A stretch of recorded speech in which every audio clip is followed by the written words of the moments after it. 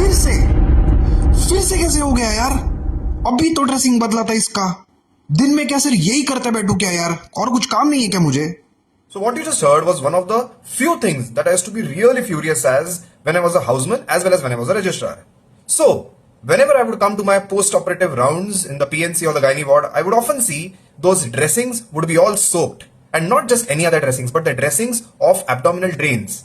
So I decided, why not shoot a video to teach all how to correctly insert and fix an abdominal drain. Before I get there, remember one thing, a great surgeon has said 90% of the things that you do not require a real patient in medical sciences. You can actually learn it even at home. You can learn it in the very comfort of your room. And today I'm here to literally do that. So before starting with the demonstration, I'll be telling you a bit about the anatomy of this. So over here, you can see that I have a rough outline of a woman, of a patient who is lying supine. And you can see that there are a few anatomical marks that I have made. I'll just zoom in.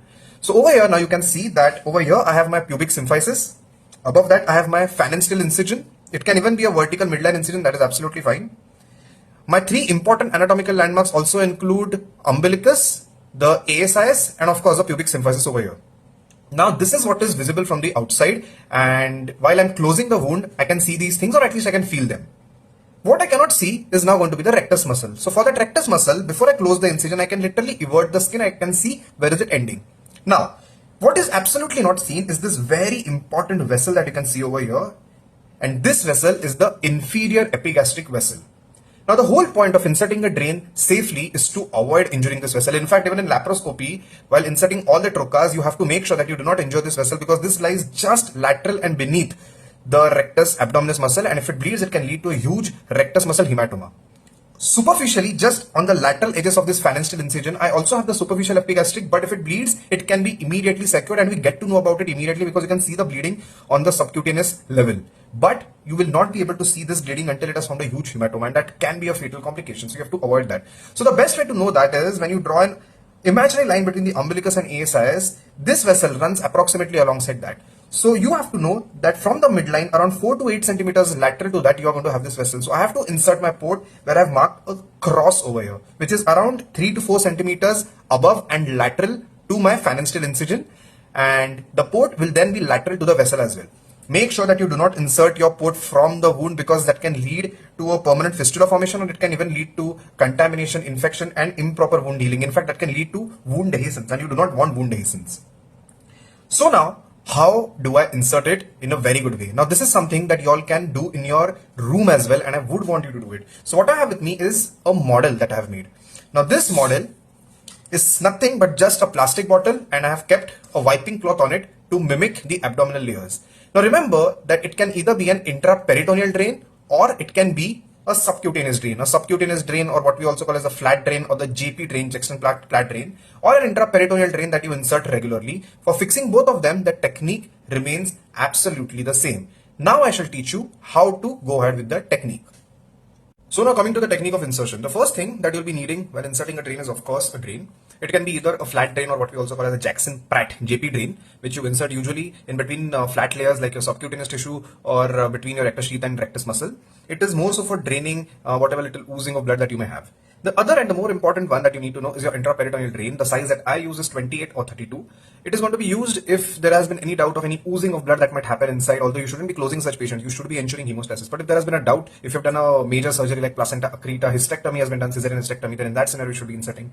Or if you have done something that has included purulent stuff inside, pus has been found inside like tubo-ovarian abscess, a ruptured endometrioma, or any visceral injury to the bladder or bowel, and you need to monitor the patient in the post-operative period to know whether the patient is going to have peritonitis or any septic focus inside.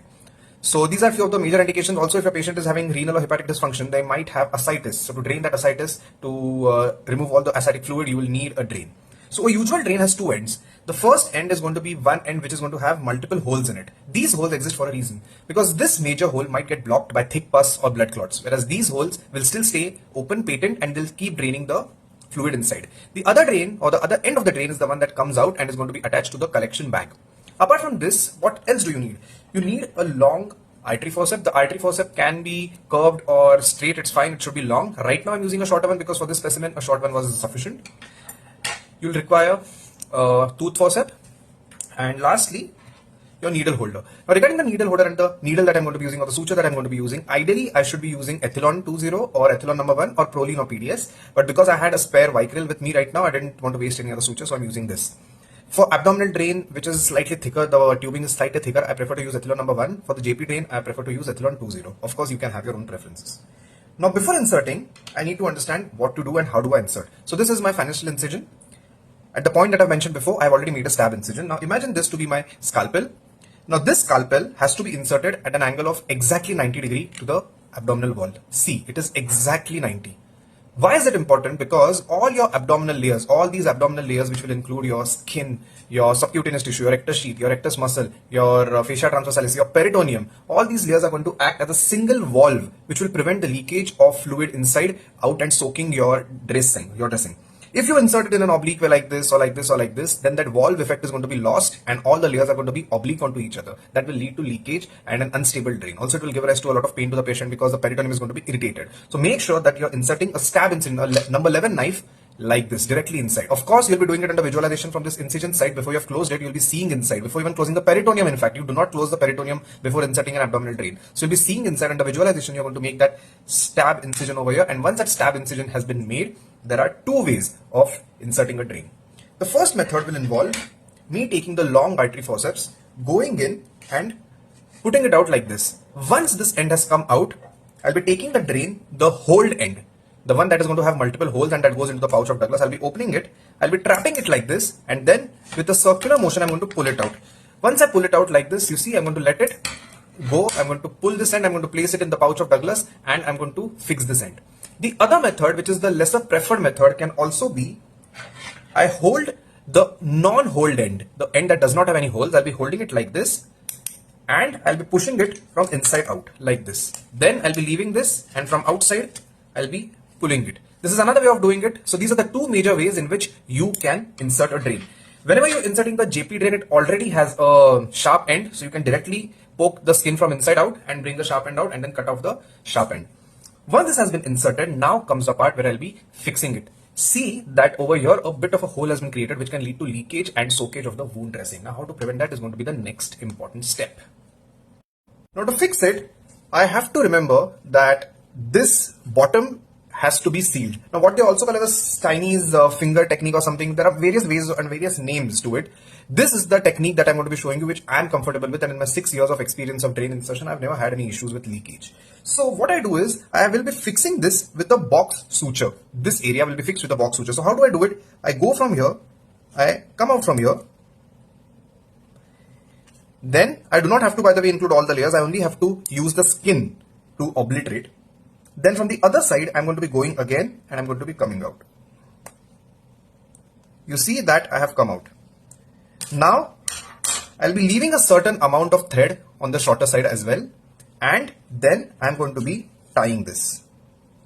This has to be a very tightly knit thing. The reason being, it has to obliterate everything to avoid the fluid from coming out. So this makes the first loop and then I'll be making the second loop as well.